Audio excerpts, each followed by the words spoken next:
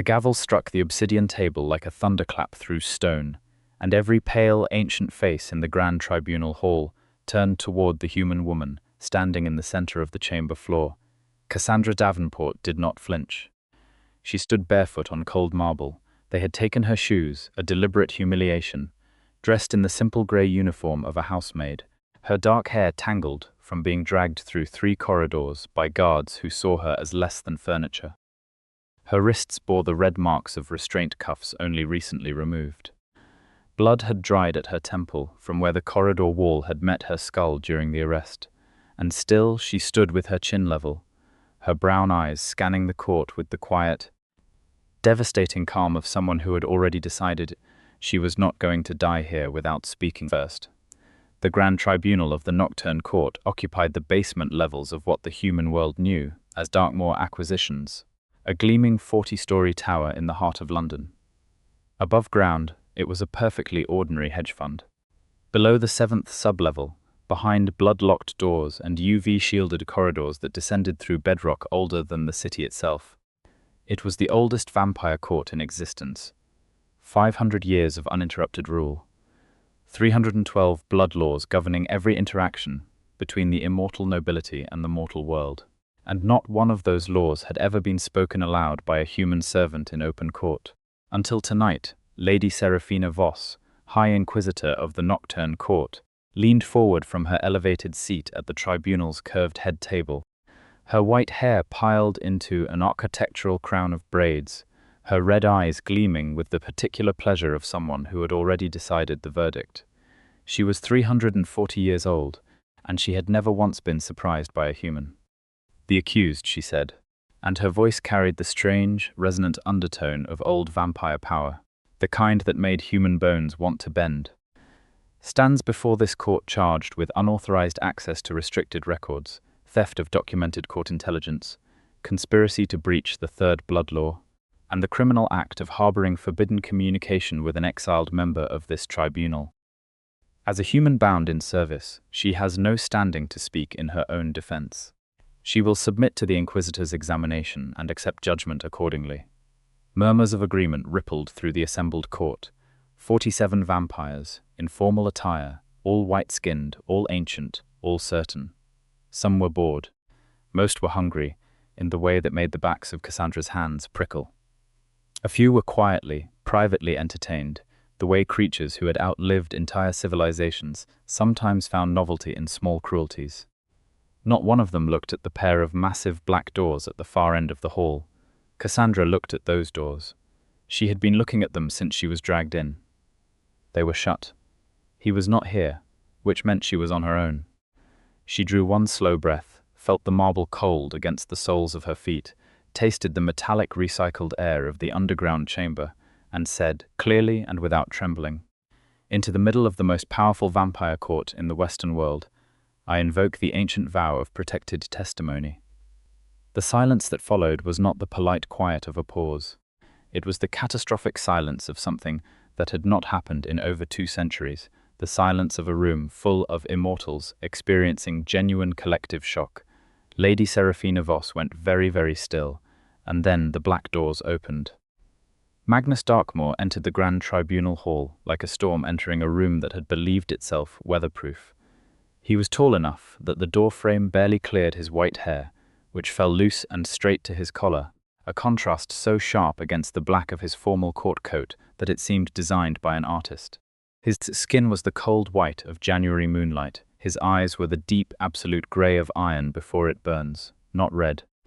Not the warm amber some of the younger vampires carried, but grey, the colour of something that had seen too many centuries to still be moved by the sight of blood. He moved without haste and without any observable emotion, and every vampire in the room shifted in their seat when he walked past, the way old instincts respond to something near the top of a very ancient hierarchy. He was Lord Magnus Darkmoor, sovereign of the Nocturne Court, the oldest living vampire in Europe, and he had been conspicuously, deliberately absent from this tribunal until exactly this moment. He did not look at the court. He walked straight to Cassandra, stopped 2 feet in front of her, and looked only at her. "You invoke the vow," he said quietly, His voice for her was entirely different from the voice she imagined he used for courts and councils. It was low, careful, and threaded through with something she could not name but recognized in her chest. "You taught me the words," she said. 3 months as. You said I would never need them, but I should know them regardless. I remember what I said. Something moved through those grey eyes that no one else in the room would have recognized as fear. I did not intend for you to need them this soon. Then perhaps, she said, you should have moved faster. The faintest thing that might have been a smile crossed his face before it was gone again, replaced by the full, terrifying weight of his public composure. He turned to face the court, stepped to Cassandra's side rather than away from her, and stood there, shoulder barely an inch from hers, and addressed the tribunal with the voice he reserved for things that were not requests. "Lady Voss," he said, "you will recognize the vow." Lady Serafina Voss looked at him for a long, calculated moment. Then she looked at Cassandra. Then she looked back at Magnus with something complicated behind her red eyes that Cassandra had not yet learned to fully read, though she was getting better at it. "The ancient vow of protected testimony," Voss said finally, her voice entirely flat, "grants the invoking party the right to speak their full account before this court, without interruption, rebuttal, or preemptive judgment, under pain of the sovereign's direct censure." She paused. "It has not been invoked by a human servant in recorded court history. It has not been invoked by anyone in 212 years, Magnus said. That does not diminish its validity. It is the oldest active protection in our blood law. Older than you, Lady Voss. Older than 3/4 of the vampires in this room." He let that settle for exactly the amount of time it needed to. "She invoked it correctly. You will recognize it." Another pause, longer this time. Then Voss settled back in her chair with the controlled grace of someone rearranging their dignity and said, "The court recognizes the invocation. The accused may speak." Cassandra Davenport looked out at 47 ancient immortals who had spent 3 days treating her as though she were furniture that had inconveniently started walking, and she began to speak. She had rehearsed this. Not in the way of a planned speech, but in the thought of someone who has spent weeks living inside a dangerous truth, and has turned it over so many times in the dark that every angle is familiar. She had rehearsed it in her tiny room on the 14th sub-level. After her shifts cleaning the library corridors and the restricted archive rooms that no one thought she paid attention to. She had rehearsed it while polishing silverware that cost more than her annual salary and listening to court members speak freely around her as though the maid were part of the furniture. That was their first mistake. "My name is Cassandra Davenport," she said, and her voice did not shake. "I have been employed as a third-tier domestic staff member of Darkmoor House for 14 months. Before this court accuses me of accessing restricted records, I want to be precise about what I actually did, because the distinction is going to matter." She looked directly at Lady Voss. "I did not break into the restricted archives. I was sent there by Lord Veric Ashenvale to clean them, with a written service order signed by him as head of interior coordination on the night of the 14th of last month. The service order is documented in the staff registry. I did not seek out restricted documents. The documents were already open on the reading table when I arrived, and they remained open while I cleaned, because Lord Ashenvale intended them to remain open." A stir went through the court. Not loud, just a ripple of attention sharpening. "Lord Ashenvale," Cassandra continued, "has been using domestic staff as couriers for exiled court member Lord Theron Kaelston for the past 6 months. Not because we are trusted agents, because we are invisible to this court. Because vampires of rank do not register us as witnesses or participants. Because when a human maid is in a room, as far as most of this court is concerned, the room is empty." She paused. Lord Ashenvale made a significant error in this assumption. She reached into the hidden pocket she had sewn into the lining of her uniform 3 months ago, on the same night Magnus had carefully taught her the words of the ancient vow of protected testimony in the private library on the 40th floor, and told her she would never need them, but should know them, regardless. She withdrew a folded piece of paper, and then another, and then a small photograph printed on glossy card, and she held them up for the court to see. "I have documented copies of 3 service orders directing domestic staff to the restricted archives during Ashenvale's coordinated meetings.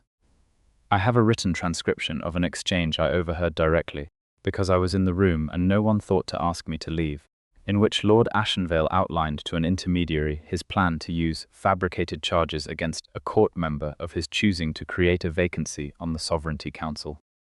The court member he named as his target was Lord Magnus Darkmoor. She kept her voice absolutely steady, and I have a photograph taken with my personal phone of Lord Ashenvale passing a sealed document to a courier I later identified as affiliated with Kaelston's exiled network, in the third-level corridor outside the Blood Archives, at 7:02 in the morning, on the 18th of this month. The silence now was of an entirely different quality from the silence after her invocation. That silence had been shock. This silence was the sound of a court recalibrating. Lord Veric Ashenvale was seated in the third row of the tribunal gallery, distinguished and ancient and impeccably dressed, and for the first time in what was likely centuries, he looked uncomfortable. His white hair was swept back from a face of carved aristocratic perfection, but his red eyes were moving very fast between Cassandra and the sovereign and the exits, in the way of something that has just realized it is in a trap it walked into willingly. He had built the trap, after all. He simply had not expected the furniture to fight back. Lady Voss looked at the papers Cassandra held, then looked at Ashenvale, then looked at Magnus with an expression that Cassandra was beginning to understand meant the High Inquisitor was revising her position rapidly. "These documents," Voss said carefully, "cannot be entered into the court record without verification." "Of course," Cassandra said. "I would expect nothing less. I also have the original service orders available in the staff registry, which this court can access immediately. The photograph can be authenticated by your own court technicians. And the transcription is supported by my direct testimony, which this court has just been legally obligated to hear without interruption." She looked at Veric Ashenvale one more time. "I am not charging Lord Ashenvale out of vengeance," she said. "I was his favorite target for minor humiliations. He used me specifically because he believed that what I witnessed would never matter, because I was human, and because this court would never take the word of a maid against a council lord." She lowered her arms, her evidence still in hand. "I am charging him because he was planning to destroy the sovereign of this court on fabricated grounds, using corrupted blood law procedures, in a conspiracy with an exiled traitor, and I am the only one in this building who caught him, because I was the only one he was not watching." The chamber was absolutely silent for the space of 5 full seconds. Then Magnus Darkmoor spoke. His voice carried the weight of 500 years of court authority, and it silenced even the residual shuffling of 47 immortals processing a significant political earthquake. "Lord Veric Ashenvale," he said, "will surrender himself to the tribunal guard immediately for investigation. Lady Voss will convene a review panel to assess the evidence presented. The charges against Cassandra Davenport are suspended pending that review." He looked at Ashenvale directly, and whatever passed between them in that look made 3 vampires in Ashenvale's immediate vicinity quietly move their chairs an inch away. "You will find that the evidence is as described." Ashenvale rose from his seat. He was graceful even now, the composure of centuries, but his red eyes were burning with a fury he could not entirely contain. "The human maid's testimony is inadmissible by blood law precedent," he said. "A servant cannot accuse a council lord." "She did not accuse you," Magnus said. "She invoked the ancient vow and spoke under its protection. You wrote the service orders. You opened the restricted documents. You made her a witness. You built this case yourself, Veric. Every brick of it." The grey eyes were absolutely steady. "Take him." The tribunal guards moved. What followed was not entirely orderly, but it was thorough. Ashenvale was removed from the chamber with the controlled efficiency of a court that had been practicing this kind of procedure for 5 centuries. The remaining council members erupted into a controlled storm of urgent, formal conversation that bounced between shock and rapid political recalculation. Lady Voss descended from the tribunal bench for the first time all evening and crossed the chamber floor with her white robe sweeping the marble. Heading directly for the evidence Cassandra was still holding, Magnus turned to Cassandra the moment Voss moved away, and the shift in him was immediate and complete, as though he had been holding something very tightly controlled for the past 20 minutes and could now release it by a fraction. He reached out and took her face very gently between his hands, and she felt the cool of his skin against her temples and was surprised, as she always was, that it felt like relief rather than cold. "You're bleeding," he said quietly. He was looking at the dried blood at her temple. "I know," she said. "I have been aware of that for several hours. Does it hurt?" "Less than I expected." She was looking at him with the kind of steadiness she had developed over 14 months of living and working inside the most politically dangerous building in London. "Did you know it was Ashenvale? Before tonight?" Something crossed his face. Not guilt exactly, but something adjacent to it. The expression of someone who had suspected and not acted quickly enough. "I had suspicions," he said. "I was building verification. I needed concrete evidence before I could bring charges against a council lord without creating a wider court fracture." "I know," Cassandra said. "You told me that 4 weeks ago when I asked you why you were being careful instead of decisive, which is why I gathered the concrete evidence." He looked at her for a long moment. "You gathered it in 14 months of being invisible," he said. 11 months of being invisible, she corrected. "For the first 3 months I was invisible to everyone. Then I was invisible to everyone except you." He was quiet for a moment, and his hands had not moved from her face, and neither of them appeared to have noticed this was not strictly a professional interaction, though several vampires in the gallery certainly had. "When did you know about the ancient vow?" he asked. "I knew the words the night you taught them to me," she said. "I knew the plan 3 weeks ago. I wrote it out and burned the paper in case Ashenvale searched my room." She paused. "He did search my room on the 21st. The grey in Magnus's eyes shifted in a way she had learned to identify as controlled anger. "You knew he searched your room?" "I set a small trap. A thread across the drawer I keep my spare uniform in. He went through everything. He did not find anything because I kept the evidence on my person." She reached up and touched the hidden pocket in the lining of her uniform. "He thought I had nothing, because he thought I understood nothing." "Cassandra," Magnus said, and there was something in the way he said her name, deliberate and careful, and layered with something she was not yet ready to fully name. "Do you understand the risk you took tonight?" "I understand that I weighed my options thoroughly," she said. "I understood that without the ancient vow's protection, speaking in court would have given Ashenvale grounds to add additional charges and move my trial before he was implicated. I understood that invoking the vow required you to be present within a reasonable interval to enforce the court's recognition of it, because Voss would have found a procedural way to deny it without the sovereign in the room. I planned the timing accordingly." She met his eyes. "I understood that if the timing failed, if you were delayed, or if Ashenvale had arranged to keep you away from the hall, I would be alone with a hostile court and no protection." She paused. "The timing did not fail." "No," he said, "it did not." He was quiet for another moment, and she watched something move through him that he was not performing for the court. "I was 24 minutes away when the alarm reached me. I have never moved faster in 500 years. She believed him. She could see it in him, the way the carefully maintained composure over the past 40 minutes had something vibrating underneath it that was not composure at all. "Lady Voss is coming back," Cassandra said quietly. He released her face. By the time Voss reached them, he was the sovereign again, upright and implacable, and Cassandra was the house maid standing at his side, with dried blood on her temple and evidence in her hands. And the High Inquisitor was looking at both of them with an expression that suggested she was filing several realizations away for future consideration. "The evidence is preliminary, but consistent with the testimony," Voss said. She looked at Cassandra with an attention she had not previously directed at her. "The photograph is dated stamped and location tagged. The service orders are verifiable. The transcription is the weakest element, as it depends on uncorroborated human testimony. All testimony in this court is uncorroborated human testimony when it originates with a human witness," Cassandra said. "The vow does not require corroboration. It requires honesty and direct knowledge. I have both." Voss looked at her for a moment that stretched several seconds beyond what was comfortable. "You are very precisely informed about our blood laws," she said, "for a domestic staff member." "I have access to the library corridors," Cassandra said. "I read quickly. Something moved behind Voss's red eyes that might, under different circumstances, have been approval. "The charges against you are suspended, as the Sovereign ordered," she said finally. "You are to remain available for the investigation panel. You will receive formal court protection during the investigation period." She paused.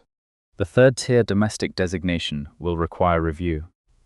"That would be appropriate," Magnus said, and there was something mild and deliberate in his voice that Cassandra recognized as him pressing a point without appearing to press it.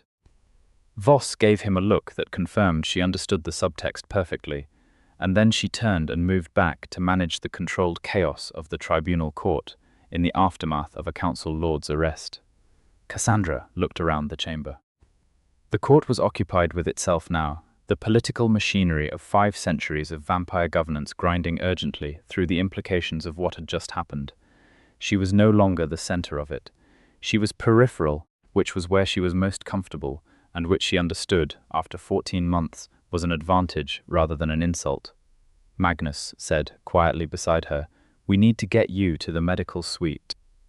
"I need to stay available," she said. "You can be available and attended to simultaneously." He was already moving, a slight angle of his body that created a clear path toward the side corridor. "Come." She followed him. Because 14 months of working in a building full of ancient immortals had given her an exceptionally refined instinct for which battles were worth having, and this was not one of them. The medical suite on the 8th sublevel was staffed by a vampire physician named Dr. Orlon Moreau, who was 300 years old, methodical, and possessed of the particular professional detachment of someone who had been practicing medicine since before modern medicine existed. He examined Cassandra's temple wound with the careful neutrality of someone who did not distinguish between patients by their species, which was, she had learned, unusual and something she genuinely respected. Magnus stood near the wall. Not pacing. Vampires did not pace as a rule. But he was present in the room with a quality of attention that occupied more space than his physical presence should have. "Minor laceration," Moreau said. "No concussion indicators.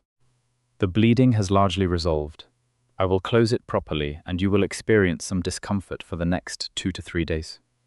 He prepared the closure strip with the neat efficiency of long practice. "The wrist abrasions from the restraint cuffs will need to be dressed." "The restraint cuffs," Magnus said, and his voice was very quiet, "should not have been used." "No," Moreau agreed, without looking up. "They should not have been." There was a silence in which Cassandra watched Magnus's jaw tighten in a way she had learned to recognize as him managing the particular cold fury that emerged when members of his court overstepped in directions that caused harm to people he had chosen to protect. "Who authorized the cuffs?" he said. "I was not informed of the specifics of the arrest," Moreau said. "I was," Cassandra said. "It was Lord Ashenvale's head guard, a vampire called Sidon, who has served under Ashenvale for 60 years. She looked at Magnus. "He issued the restraint order personally. He also issued the order to remove my shoes before I was brought into the chamber." The temperature in the room did not literally change, but something in the air shifted in a way that made Dr. Moreau become very focused on his work and say nothing. "Sidon will be reviewed as part of the investigation," Magnus said. "His conduct during the arrest will be specifically addressed." "Thank you," Cassandra said. She meant it without ceremony, the way she meant most things. Moreau finished closing the laceration and began dressing the wrist abrasions with quiet efficiency. "You should rest for the remainder of tonight," he said. "The shock response in humans is often delayed. You may experience physical effects in the next few hours that you are not currently feeling." "I am aware of delayed shock response," she said. "I am also aware that the investigation panel will want to interview me as early as tomorrow evening." "I will be present for that interview," Magnus said. She looked at him. "You do not need to be." "I know," he said. He held her gaze for a moment. "I will be present regardless." She looked away first, because there was something in that she was not ready to examine in a medical suite with a 300-year-old doctor present. Her room on the 14th sublevel was quiet when she returned. It was small but not unkind. She had made it her own over 14 months with a reading lamp she had bought herself. A collection of books that occupied every horizontal surface not actively needed for other purposes.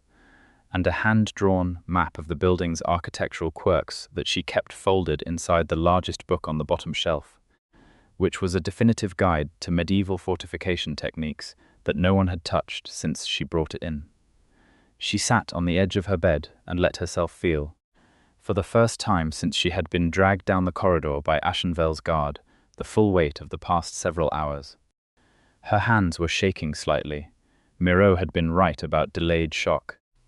She breathed through it with the methodical patience she had developed over a lifetime of managing things on her own, and after a few minutes the shaking diminished.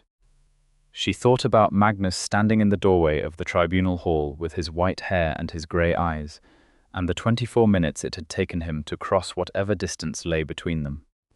She thought about the first time he had spoken to her directly, 3 months into her employment, when she had been returning a stack of books to the private library on the 40th floor and had found a vampire she did not recognize sitting in the dark reading, which had startled her considerably because the library was not supposed to be occupied at 4 in the morning.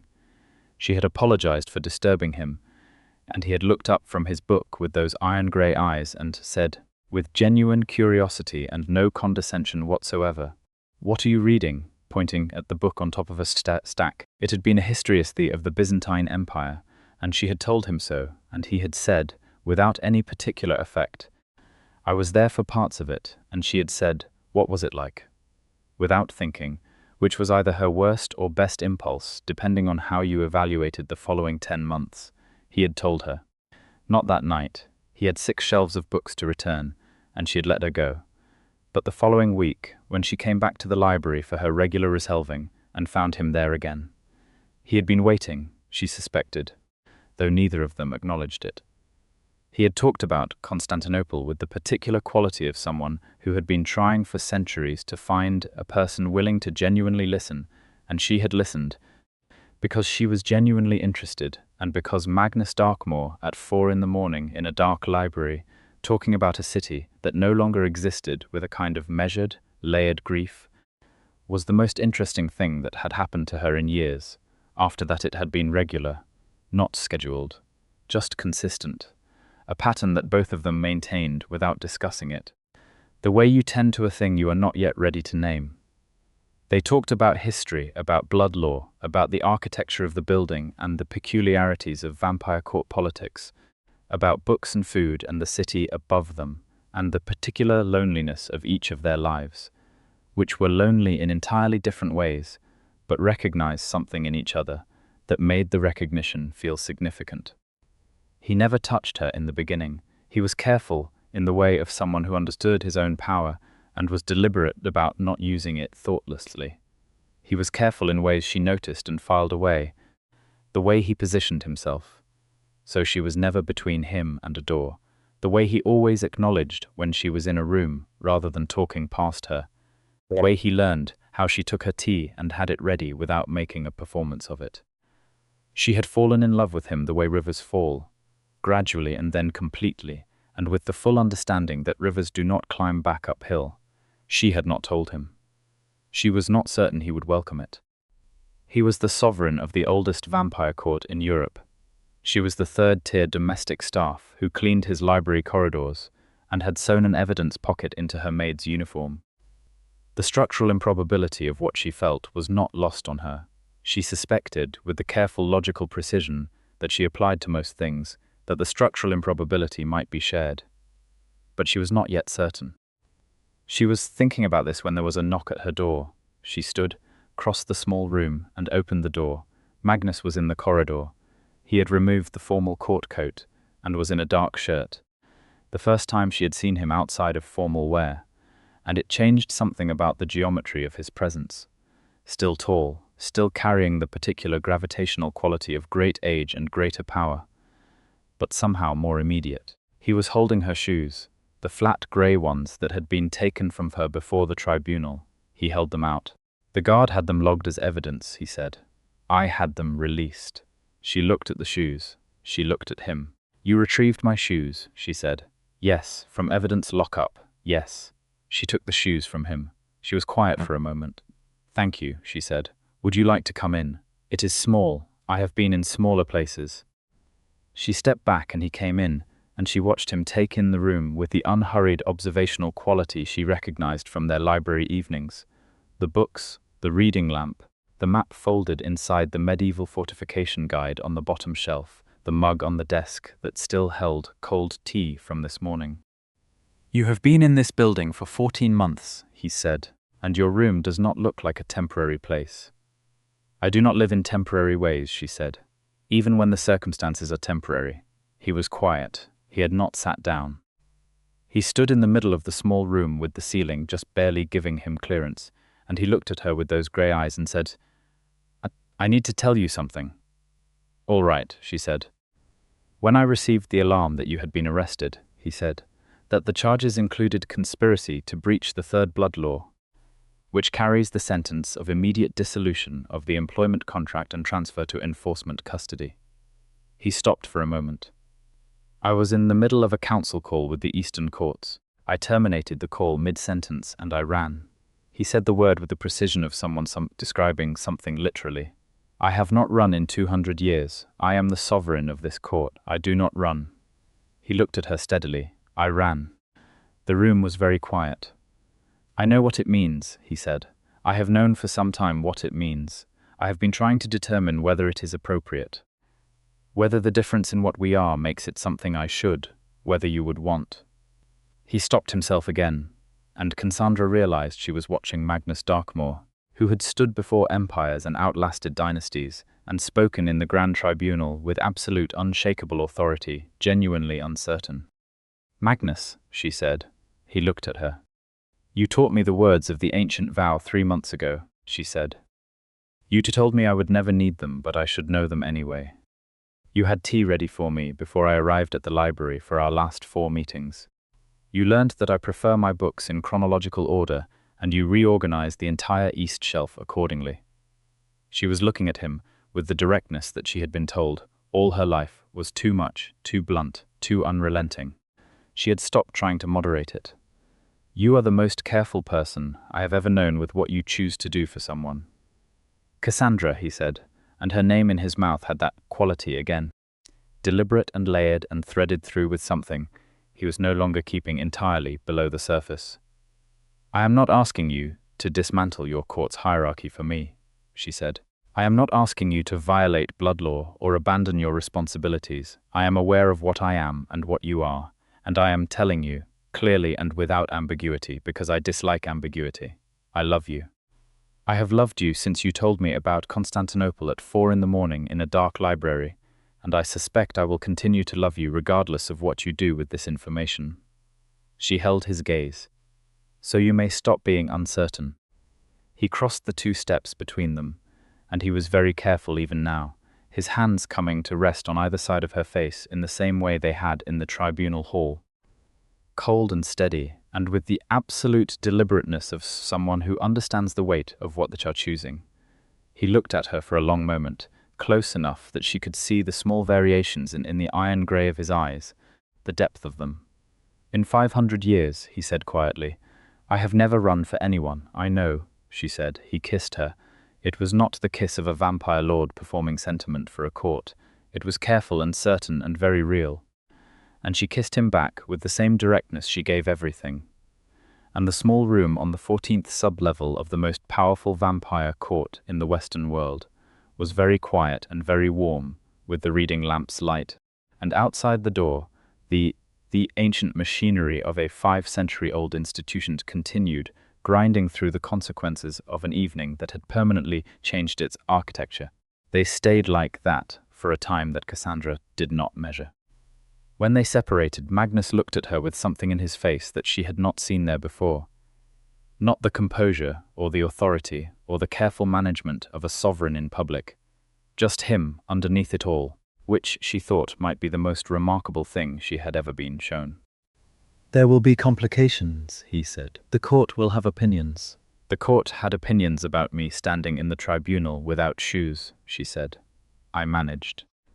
Something broke through in him then, a real and genuine thing, a laugh, brief and quiet and entirely unperformed, and she thought that might be the second most remarkable thing. He stayed for another hour, sitting on the floor beside her bed because the room had only one chair and she insisted on taking it, and they talked about the investigation and what would follow and the complicated constitutional questions raised by the ancient vows invocation and the specific procedural mess that was the Ashenvale case. It was not romantic in the conventional sense.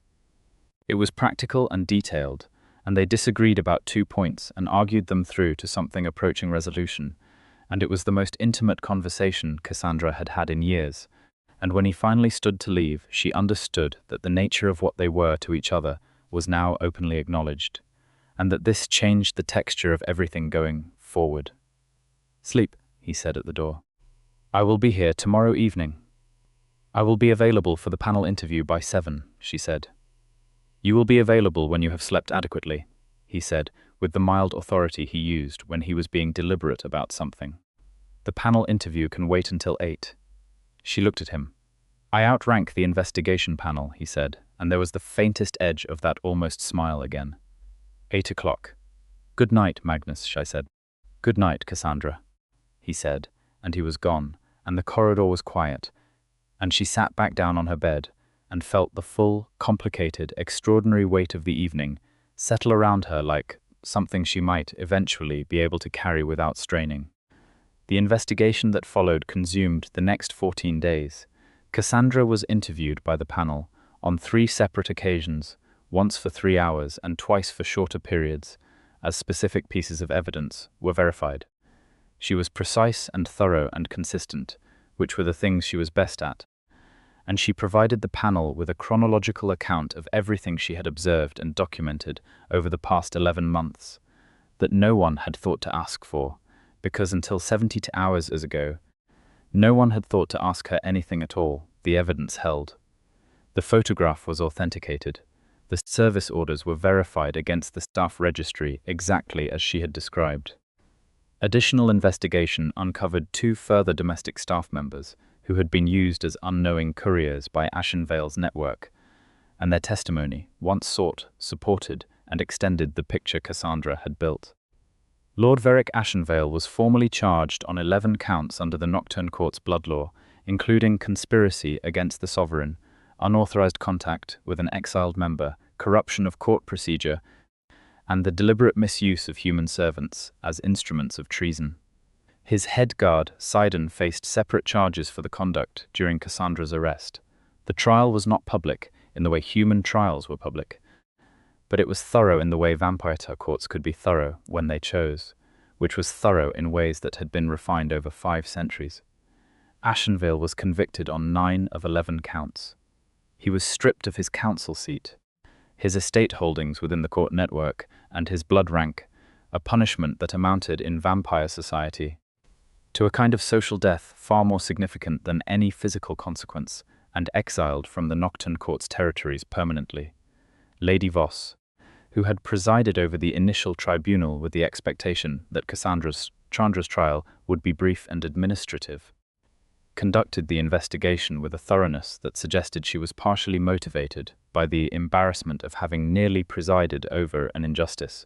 She was not warm toward Cassandra in these proceedings, but she was scrupulously fair, which Cassandra respected considerably more than warmth. On the final day of the investigation, when the panel had concluded its deliberations and the last formal document had been signed, Voss requested a private meeting with Cassandra in one of the smaller conference rooms on the 9th sub-level. Magnus was present. He had been present for all 3 panel interviews, as promised, at the edge of the room rather than at the table, creating by his presence a context that the panel could not entirely ignore. Voss sat across from Cassandra at the conference table and regarded her with those red eyes that had, over 2 weeks of intensive investigation, developed something Cassandra was starting to read as reluctant respect. "The 3rd-tier domestic designation review I mentioned at the tribunal," Voss said, "has been completed." "I assumed it would be," Cassandra said.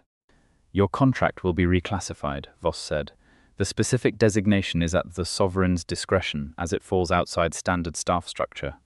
She paused. "I want to tell you something, Cassandra Davenport, that I would not say in open court. All right." "I have been a member of this court for 312 years, Voss said. I have never seen a human servant invoke the ancient vow.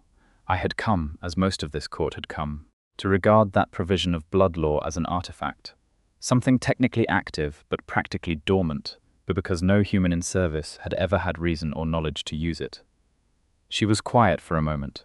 You had both, and you used it correctly, with timing and judgment, and a strategic understanding of court procedure that I have not observed in several of my junior vampiric colleagues. Another pause. That is not a compliment I extend lightly. I know, Cassandra said. Thank you. I am also aware, Voss said, that the sovereign's involvement in this matter extends beyond his institutional role. She did not look at Magnus when she said this, though she was clearly aware of his presence. This court will have to adapt to a number of things it has not previously encountered. That is not a problem to be solved today. But I wanted you to understand that I do not regard what happened in that tribunal hall as an anomaly to be managed. I regard it as a correction. Cassandra held her gaze for a moment. I appreciate that, she said. Voss rose, smoothed her white robes with the practiced elegance of 3 centuries, and left the room without further ceremony. In the silence after the door closed, Magnus said, from his position at the edge of the room, "That is the closest Serafina Voss has come to an apology in living memory." "I know," Cassandra said. "I was counting it as such."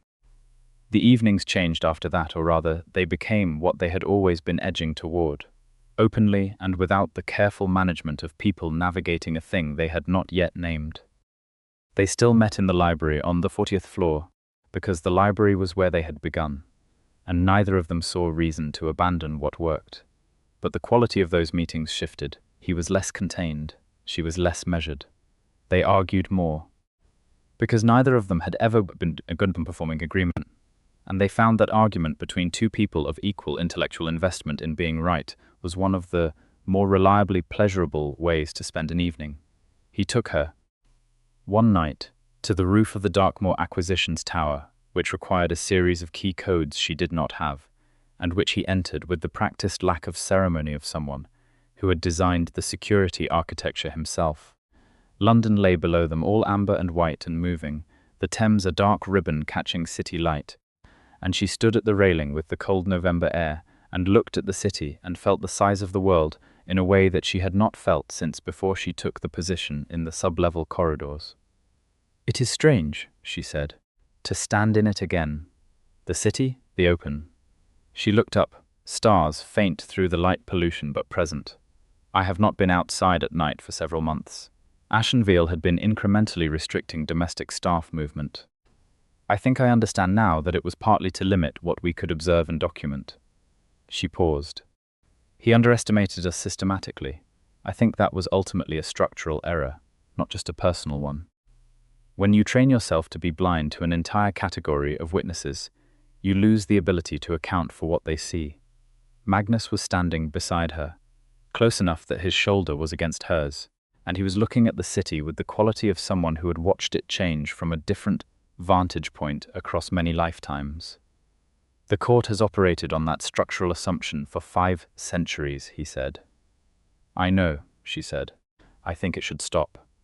He looked at her. "Not just for the practical security reasons," she said, "though those are significant as the past 2 weeks demonstrate, but because it is wrong." She was looking at him directly, in the way she always looked at him, with the bluntness that he had, she knew, come to specifically value.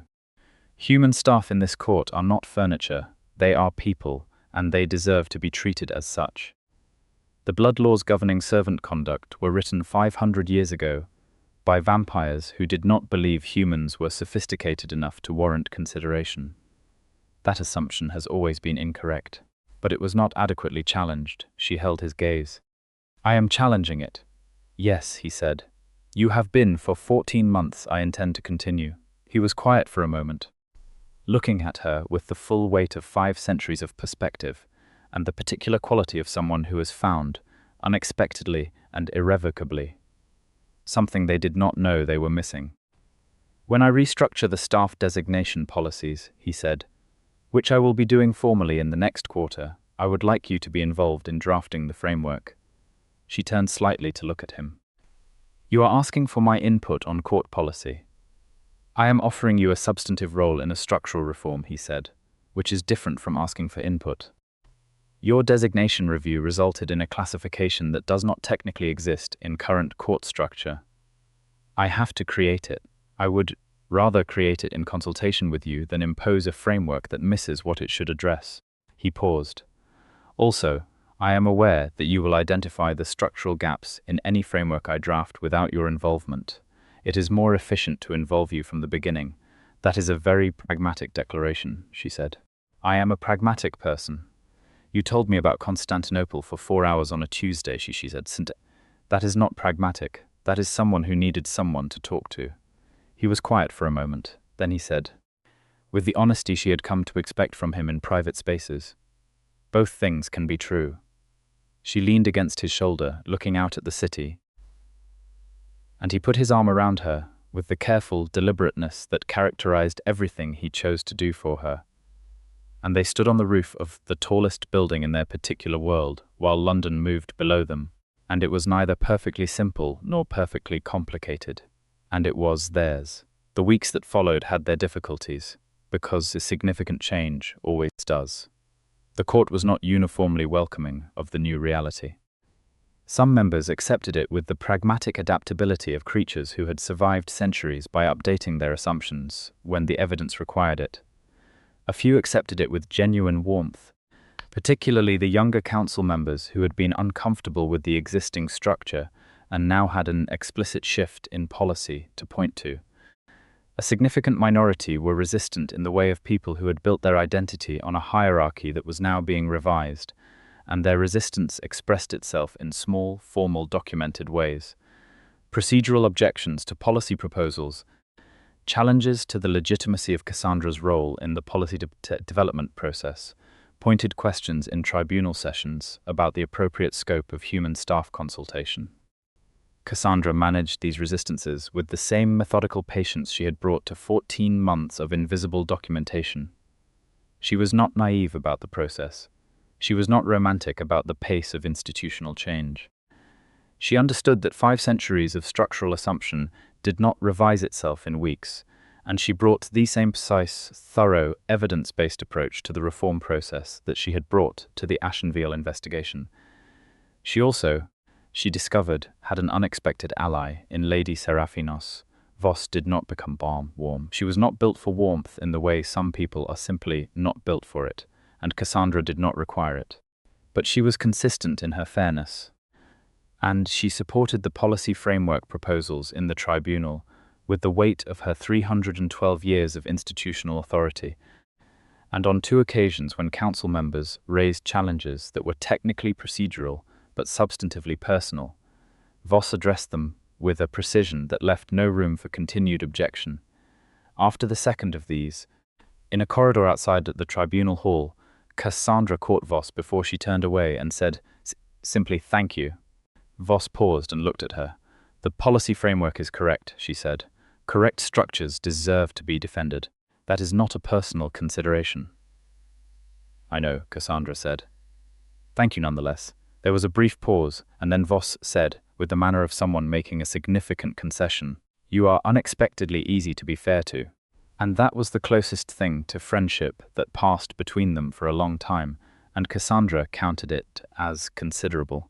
The exiled Lord Theron Caelston attempted, in the 4th week after Ashenvale's conviction, to leverage the disruption in court power structure to advance a bid for reinstatement. It was not a sophisticated attempt. Caelston had been exiled for 3 years, and had spent that time building alliances with the fringe courts, rather than consolidating any real power base. But it was dangerous in the specific way of a cornered creature without good options.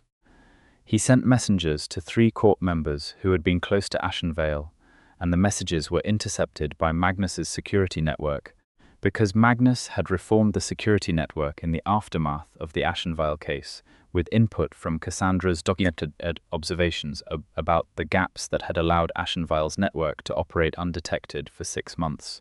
Those gaps, as it turned out, had been created by Ashenvale himself, who had been on the Security Oversight Committee.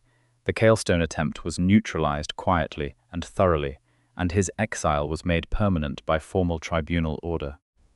The messengers were released with a formal caution. The court members who had received the messages, both of whom had reported them immediately to the sovereign's office rather than Ribond, were formally cleared and quietly thanked.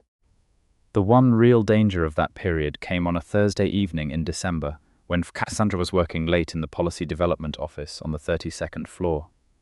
She had been allocated a proper office with a proper designation, which was still being formalized, but which was functionally real. And one of Kalestone's external network affiliates managed to get past the building's upper-level security by impersonating a delivery contractor. She heard the door to the corridor outside her office open with the wrong cadence she had developed 14 months in a building full of predators, a reasonably refined sense of wrong cadences, and she was on her feet and moving before the thought was fully formed. Crossing to the room's secondary exit with the deliberate quickness of someone who had memorized the building's architectural quirks over a significant period. She was in the secondary corridor when she heard Magnus's voice from the primary corridor, very cold and very level, saying something in Latin that she did not catch the full content of. She stopped, waited.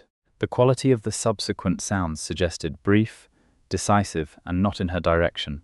When the secondary corridor door opened 30 seconds later, it was Magnus, and he took her by the arm with the particular grip of someone who has just been significantly frightened and is managing it badly. "I was already moving," she said. "I used the secondary exit." "I know," he said. "I saw the motion sensor trigger on the secondary corridor before I entered the primary one." He looked at her, and the composure he was maintaining was doing less work than usual. "Are you unhurt?" "Completely," she said. "I heard the wrong cadence from the door and moved immediately. I was not in any real danger." She was looking at him steadily. "What was it?" "A hired intimidation, not an assassination," he said. "Kalestone does not have the network for the latter. It was intended to frighten you into withdrawing from the policy process." He paused. "It was a miscalculation. Significant one," she agreed. "Cassandra." He had not released her arm. "I need you to understand that your security will be formalized before tomorrow. You will have a permanent assigned security detail during the transition period. This is not negotiable." She looked at him for a moment. She was aware of the ways in which security details could become restrictions, the ways protective structures could close around a person without them noticing until the space was very small. She was also aware that she was on the 32nd floor of a building full of ancient vampires, and that the man she loved had just dealt with an intruder in her corridor and was holding her arm with the very carefully controlled grip of someone managing a fear response that was several centuries older than modern emotional frameworks. "I accept the formal security detail," she said, "with the condition that the detail answers to me regarding my movements and schedule, not the other way around." He looked at her. "I am not asking for no protection," she said. "I am asking that the protection be structured around my autonomy rather than my restriction. I know the difference, and I need you to build the structure that way." A pause. "Yes," he said. "I will build it that way." "Good," she said. "Thank you." She looked at his hand on her arm and then at his face. "You can let go. I am not going anywhere." He released her arm, then, with the deliberateness that she had come to love about him, the way every choice he made for her was chosen and not performed, he put his arms around her properly, and she leaned into him in the secondary corridor with the motion sensor lights overhead and the sound of the building humming around them. And he held her with the careful certainty of someone who understood exactly how much weight a thing could bear and was choosing to carry it regardless. "I hate this part," he says very quietly, against her hair. "Which part?" "The part where something almost happens, and I am 17 seconds too slow." "You were not 17 seconds too slow," she said. "The motion sensor triggered and you were there. I was already moving. We overlapped." She paused. "We work well together." He was quiet for a moment. Then, "Yes, we do." The formal security reform and the policy framework were completed in January, 2 months after the tribunal that had started everything. Cassandra presented the final staff designation and rights framework to the full tribunal on a Tuesday evening. Standing at the presentation lectern in the Grand Tribunal Hall, where 6 weeks earlier she had stood barefoot on cold marble with dried blood at her temple. She was wearing shoes, Tez this time, and a suit that was not a maid's uniform, in deep navy, which she had bought specifically for this occasion. and which she felt, objectively, was appropriate to the moment. Magnus sat in the sovereign's chair, and he watched her present for 40 minutes, with the expression of someone who would never admit to pride, because pride was not a word that suited the public composure of a 500-year-old vampire lord, but whose grey eyes had a quality in them that the more observant members of the tribunal probably filed away for later consideration. The framework passed by a margin of 31 to 16. It was not unanimous. She had not expected unanimous.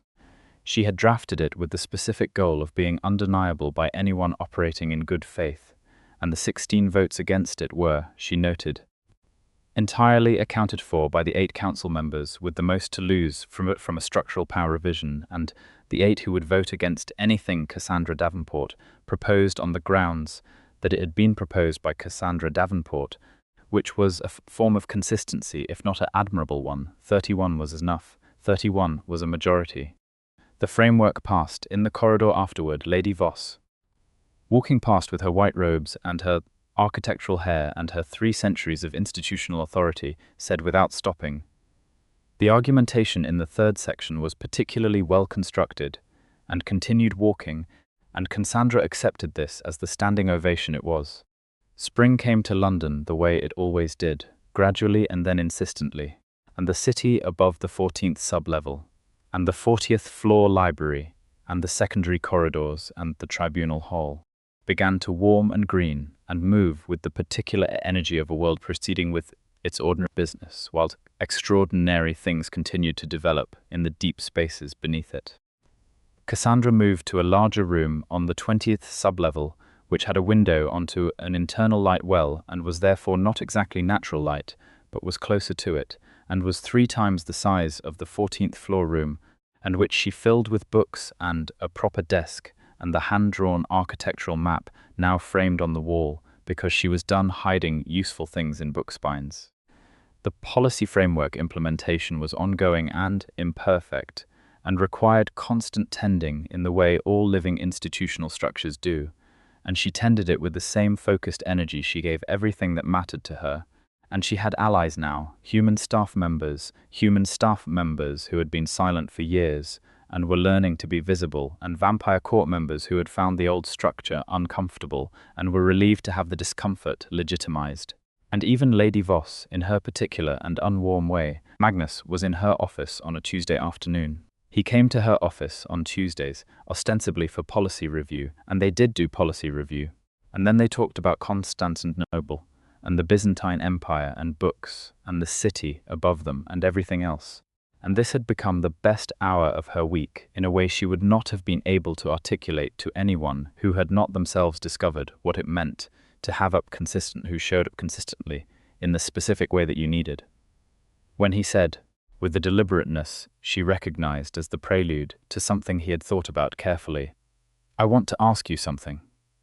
"All right," she said. She looked up from the policy document she was annotating. He was seated across from her desk, which he occupied with the economical elegance of someone who had occupied chairs in rooms of every architectural tradition across 5 centuries, and he was looking at her with the full, unhidden quality he kept only for private spaces. "The ancient vow of bonding," he said, "is distinct from the human institution of marriage in several significant ways, but their core function is similar. A permanent declaration of partnership and mutual commitment, recognized by court and blood law, carrying the full weight of the sovereign's institutional authority." She was very still. "Under the current blood law framework," he said, "such a vow between a vampire lord and a human designated partner has not existed within this court's formal precedent. The framework you passed in January creates a constitutional opening for it, though I am aware that was not its stated purpose." He paused. "I did not engineer the framework with this in mind. I want to be clear about that." I know," she said. "I drafted the framework. I would have noticed." "I am asking whether you would want it," he said. "Not whether it is procedurally viable, because I believe it is, and I can ensure the constitutional argument is solid. I am asking whether you want this, and whether you believe what we are to each other warrants it." He held her gaze with the grey eyes that were 500 years old and entirely present, and seeing her, specifically and wholly her. "You told me, in your room on the 14th floor, that you loved me. I want to tell you now, properly, and without the court chaos of that evening. As context, that I love you, that I have loved you since a Tuesday in the library when you asked about a city I had been trying to forget for centuries, and made me want to remember it instead. That you are the most extraordinary person I have encountered in 500 years of encountering people, and that I want, if you will have it, the rest of whatever time either of us has, in whatever structure fits us best. The room was quiet. The internal light well sent its pale indirect light through the window. Somewhere several floors above them, the building hummed with its ordinary operations, the vast machinery of an ancient institution proceeding with its business. Cassandra set down her pen with the care of someone doing something deliberately rather than automatically. She looked at Magnus Darkmoor across her desk, in her office, in the building they both inhabited in their different and overlapping ways, and she thought about everything that had led to this Tuesday afternoon, the 14 months and the library, and Constantinople, and the ancient vow, and the bare feet on cold marble, and the grey eyes across a tribunal hall, and the 24 minutes, and the running and the shoes retrieved from evidence lockup. And she felt the weight of it, not as burden, but as the specific, irreversible gravity of something real. I want it, she said clearly. I have wanted it for longer than I was ready to say so, and I want to be involved in drafting the constitutional argument, because I will find the structural gaps if I am not. He looked at her for a moment. Both things can be true, she said. He smiled. Not the almost smile she had learned to catch at the edges of his composure, but a real one, full and present and belonging entirely to this room and this moment. And it was, she thought, the most remarkable thing she had ever been shown, and she was revising her earlier rankings accordingly. They drafted the constitutional argument together over 3 weeks. It was, as arguments go, thorough and precise and structured to be undeniable by anyone operating in good faith. It was also, in several sections, the result of significant disagreement about the most effective framing, which they argued through to resolution with the particular pleasure of two people who have found that intellectual opposition and profound love are entirely compatible, and, in their specific case, inseparable. The vow ceremony was held in the Grand Tribunal Hall because the Grand Tribunal Hall was the appropriate venue for things of constitutional weight, and also because Cassandra was not interested in hiding what she was and what she had, and neither was he, and the hall was where everything had started, and it seemed right that it should be where this was formalized. Lady Voss presided, at Magnus's request, and she did so with the complete judicial composure of someone who was performing an unprecedented constitutional function and intending to do it correctly, though Cassandra noticed that her voice when she spoke the formal words of witnessing had a quality in it that was not quite detachment. The court was assembled. Not all of them were glad. Some were. The ones who were glad were present with the particular warmth of people who have seen something they did not think they would see, which is an institution choosing to grow rather than calcify. The vow itself was in the old language. Magnus translated it for her in advance, as he had translated the ancient vow 3 months into her employment, and it was short and absolute and 5 centuries old, and she spoke it back to him in a voice that did not shake, because her voice had not shaken in the Grand Tribunal Hall once, and she was not going to start now. Even for this, she felt the same calm she had felt on that cold marble floor, barefoot and bleeding, facing down 47 ancient immortals with paper evidence and the words of a 200-year-old vow. The same certainty, the same rooted, unshakable knowledge of exactly what she was doing, and why. Magnus spoke the vow looking at her the way he looked at her in private spaces, without the composure, without the management, just him, 5 centuries old and entirely present, and hers. When it was done, Voss said, in the formal language of the blood law record, the vow is witnessed.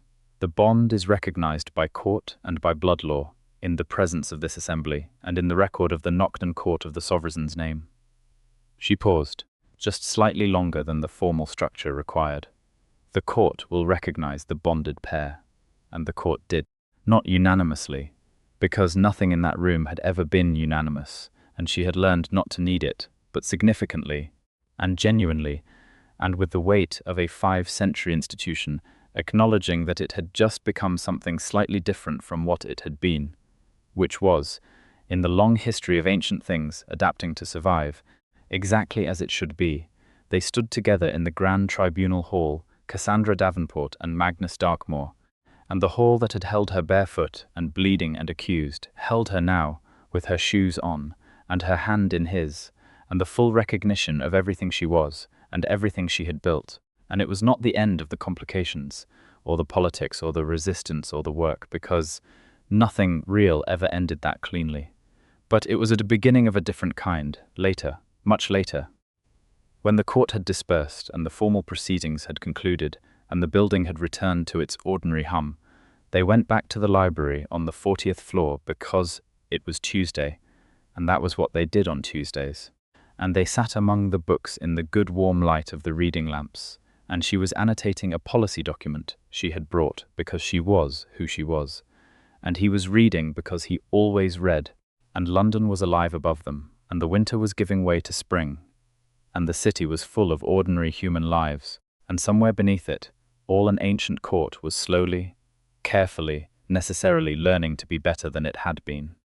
"What are you reading?" she asked, the way she had asked the first time, in the dark. He turned the book so she could see the spine. "A history of the Byzantine Empire," he said. She looked at him. "I thought," he said, with the careful deliberateness she loved, "that I might like to remember all of it." She reached across and took his hand. He turned his palm to hers with the certainty of someone who has made a choice and intends to keep it. And outside the window the city carried on with its extraordinary ordinary business. And in the library on the 40th floor, the oldest vampire in Europe and the human woman who had walked barefoot into the most powerful court in the Western world and changed it, read together in the quiet, and were at last entirely at home.